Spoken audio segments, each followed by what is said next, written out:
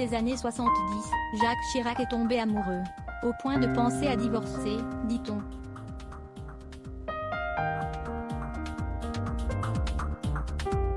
Avant de privilégier finalement son ambition. Après avoir décidé de mettre un terme à son idylle avec la journaliste Jacqueline Chabridon, Jacques Chirac a décidé de la revoir une dernière femme.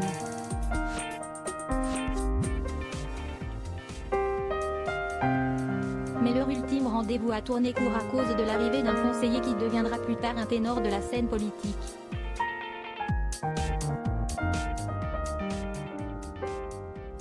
Parmi les nombreuses infidélités de Jacques Chirac, pourtant marié à la vigilante Bernadette Chirac, celle avec Jacqueline Chabridon a compté plus que les autres.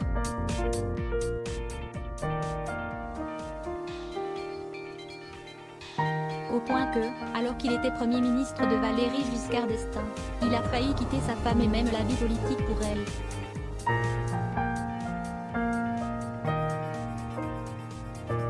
Nombreux sont ceux qui ont tenté de ramener Jacques Chirac à la raison. Simone Veil est même allée voir Jacqueline Chabridon, journaliste au Figaro, pour lui dire « Il ne quittera jamais ni sa femme ni son château ».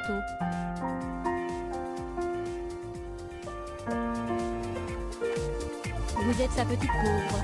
Ce sont finalement ses proches conseillers, Marie-France Garot et Pierre Juillet, qui parviennent à convaincre Jacques Chirac de mettre un terme à cette liaison en lui expliquant qu'il était promis à un brillant avenir politique et national s'il ne mettait pas tout par terre pour sa maîtresse.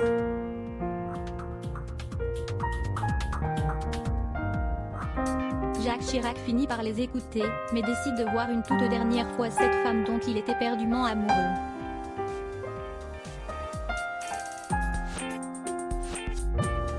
Il planifie donc un ultime rendez-vous avec Jacqueline Chabridon. Organisé par son cabinet dans une annexe de Matignon, la rencontre tournera court.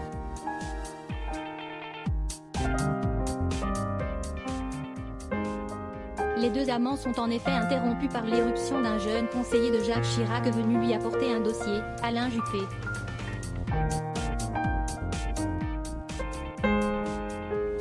Jacques Chirac ne lui en tiendra pas rigueur puisqu'il continuera de travailler avec lui glissera quelques conseils pour soigner son image à la télévision et en fera même son Premier ministre en 1995 lors de son accession à l'Élysée.